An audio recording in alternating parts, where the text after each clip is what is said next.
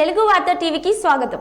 నంద్యాల జిల్లా ఆత్మకూరు రాయలసీమ సాగునీటి సాధన సమితి అధ్యక్షుడు బొజ్జ దశరథ్ రామరెడ్డి 2016 సంవత్సరంలో జరిగిన చెలో సిద్ధేశ్వరం కార్యక్రమం చేపట్టారు. దానికి సంబంధించిన కేసులో నంద్యాలలో దశరథ్ రామరెడ్డిని ఆత్మకూరు పోలీసులు అరెస్టు చేశారు. ఆత్మకూరు ప్రభుత్వ ఆసుపత్రిలో వైద్య పరీక్షల అనంతరం కోర్టులో హాజరుపరచగా ఈ నెల 11వ తేదీ వరకు జ్యుడిషియల్ రిమాండ్ కోర్టు రిమాండ్ విధించింది.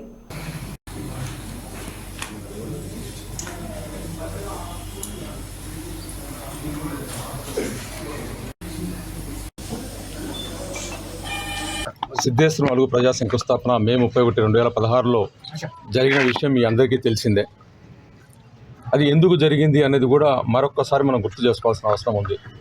రాయలసీమ ప్రాంతం పట్ల బుక్కెడు తాగునీటి కోసం అనుమతిస్తున్న సందర్భంలో అనేక రకాల అనుమతులు అప్పీళ్లు చేసినా లేదా అనేక రకాల చిన్న చిన్న కార్యక్రమాలు చేసినా వినతి పత్రాలు ఇచ్చినా ప్రభుత్వాలు పట్టించుకున్నప్పుడు మన తాగునీళ్ళ కోసం ప్రభుత్వానికి ఒక పెద్ద మెసేజ్ ఇవ్వడం కోసం అని చెప్పి మీరు ఎవరికి ప్రజలకు ఎక్కడ ఇబ్బంది లేకుండా జనాలకు ఇబ్బంది లేకుండా ఒక అడవిలోకి పోయి ఒక శంకుస్థాపన కార్యక్రమం చేసుకుంటూ అంటే జనజీవనానికి ఎలాంటి ఇబ్బంది లేకుండా ఒక అడవిలోకి పోయి ఒక కార్యక్రమం చేసుకుందాం అని చెప్పి పిలుపునిచ్చిన సందర్భంలో రాయలసీమ ప్రజానీకం అంతా కూడా ఒక గొప్ప నమ్మకంతో వాళ్ళందరూ కూడా స్వచ్ఛందంగా వాళ్ళ వాహనాల్లో వాళ్ళ నీళ్లు తెచ్చుకొని వాళ్ళ తిండి తెచ్చుకొని అక్కడికి వచ్చిన నేపథ్యంలో సిద్ధేశ్వరం అలుగు శంకుస్థాపన జరిగింది. అయితే ప్రభుత్వాలకు ఇంతమంది జనం ఒక చైతన్య రహితమైన రాయలసీమలో ఇంతమంది జనం రావడం ఒక ఇబ్బందికరమైన పరిస్థితి, అంటే ఒక నిర్లక్ష్యం చేసిన ప్రాంతం అని చెప్పి దాన్ని అనగదొక్కడానికి ప్రజల ఆస్తులను కూడా ధ్వంసం చేసిన అధికారులు రోడ్లను ధ్వంసం చేస్తే మీరంతా విట్నెస్ దానికి. ఆ రోడ్లంతా కూడా ప్రజలే స్వచ్ఛందంగా రోడ్లను మళ్ళీ నిర్మించుకొని ఆ గుంతలను పూడ్చుకొని అక్కడికి వచ్చిన నేపథ్యంలో ఆ ఉద్యమం జరిగింది. దాదాపు 30,000 మంది వస్తే ఒక 100 మంది పోలీసులు ఉన్న సందర్భంలో అత్యంత శాంతియుతంగా ఒక చిన్న సంఘటన కూడా జరగకుండా జరిగిన కార్యక్రమం. అదేవిధంగా మేము ఈ 12 సంవత్సరాల కార్యక్రమంలో ఎక్కడ కూడా అవాంఛిత కార్యక్రమాలు జరగకుండా ఆ మహాత్మా గాంధీ స్ఫూర్తితో శాంతియుతంగా కార్యక్రమాలు చేసుకుంటున్న నేపథ్యంలోనే అదే స్ఫూర్తితోనే ఆ కార్యక్రమం చేసిన తర్వాత నన్ను మధ్యాహ్నం 2 గంటలకు అరెస్ట్ చేశారు.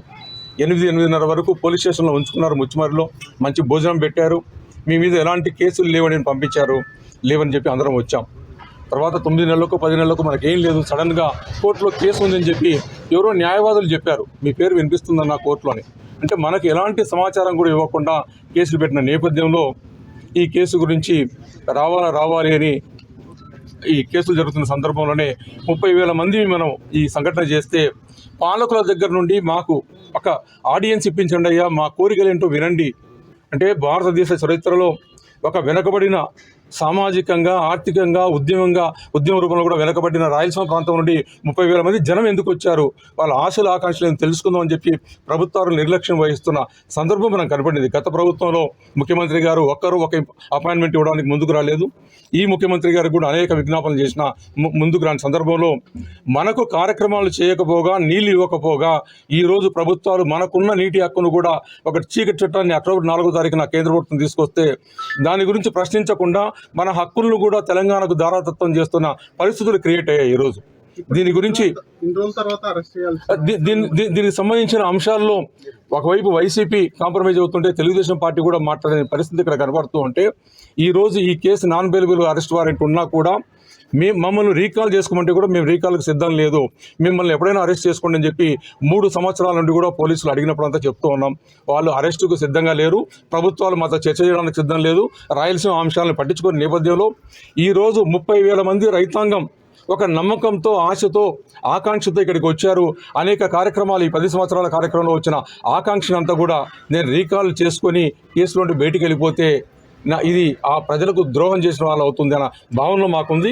కాబట్టి ఈరోజు మీరైతే నాన్ బెయిలబుల్ అరెస్ట్ వారెంట్ ఉందో ఎగ్జిక్యూట్ చేసుకొని జైల్లో పెట్టినప్పుడైనా సరే ప్రభుత్వాలు ఈ రాయలసీమ ప్రజలకు ఆశలు ఆకాంక్షలు ఏంటిని తెలుసుకోవడానికి ఏం చేస్తారని ఒక చిరు ప్రయత్నంగా జైల్లో కూర్చోడానికి కూడా సిద్ధమైపోయి పోతున్నాం. వాలంటరీగా ఈరోజు మేము రీకాలకు మేము అడగడం లేదు, అరెస్ట్ చేయండి మమ్మల్ని, మీ ఎన్బిడబ్ల్యూను ఎగ్జిక్యూట్ చేయండి అని చెప్పే విధానంతో మేము పోతున్నాం. ఇక్కడికి వాళ్ళు అరెస్ట్ చేసిన మనం బతికేదిగా కొద్ది రోజులు ఎన్ని రోజులైనా సరే ఈ ప్రాంతం క్షేమంగా ఉండాలి, ఈ ప్రాంతంలో నీళ్లు రావాలి, ఈ ప్రాంతం యొక్క ఆశలు ఆకాంక్షలను పట్టించుకునే ప్రభుత్వాలు రావాలి, మిగిలిన రాజకీయ పార్టీలు రావాలి.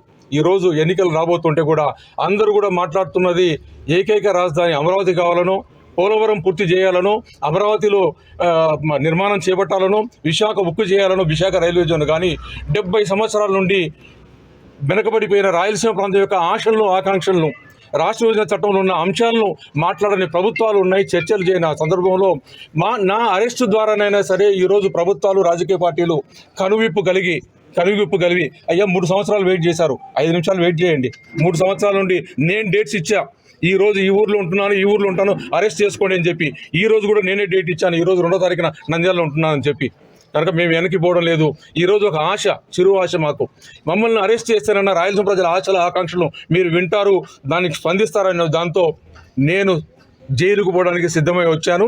కాబట్టి మీరందరూ పత్రికా విలేకరులు అందరూ కూడా దీనికి ఎలక్ట్రానిక్ మీడియా కూడా సహకరించి ప్రభుత్వాల మీద, రాజకీయ పార్టీల మీద ఒత్తిడి పెంచే కార్యక్రమాన్ని నా అరెస్ట్ వస్తుందనుకొని, లేదా రేపు వచ్చే ఎన్నికల ప్రణాళికలు కూడా రాయలసీమ అంశాలను తీసుకొస్తారని చెప్పి ఆశిస్తూ అరెస్ట్కి సిద్ధమైపోతున్నాను. జై రాయలసీమ, జై రాయలసీమ, జై రాయలసీమ. గత ప్రభుత్వంలో పోలవరం అంటూ మన నిధులు లేకుండా చేశారు. జగన్మోహన్ రెడ్డి గారు వచ్చిన తర్వాత జీవో నెంబర్ 360 జీవో తీసుకొచ్చి 5 సంవత్సరాల వరకు ఏ నిర్మాణాలు చేపట్టకూడదని పక్కన పెట్టారు. అంతేకాకుండా మోడీ ప్రభుత్వం తెలంగాణ ఎలక్షన్లో గెలవడం కోసం దీన్ని అన్నింటినీ కూడా, మన హక్కులను కూడా తెలంగాణకు బదలాయిస్తూ Brijesh Kumar committee terms of reference ఇస్తే అటు జగన్మోహన్ రెడ్డి మాట్లాడడం లేదు, ఇటు ప్రతిపక్ష పార్టీ మాట్లాడిన నేపథ్యంలో కేవలం కమ్యూనిస్టులు మాత్రమే ముందుకు వచ్చిన మాట్లాడిన సందర్భంలో ఇప్పుడైనా ఈ అరెస్టులైన కళ్ళు తెరిచి రాయలసీమ జరుగుతున్న అన్యాయం పట్ల అన్ని రాజకీయ పార్టీలు స్పందిస్తాయని చెప్పి ఆశిస్తున్నాం. జై రాయలసీమ.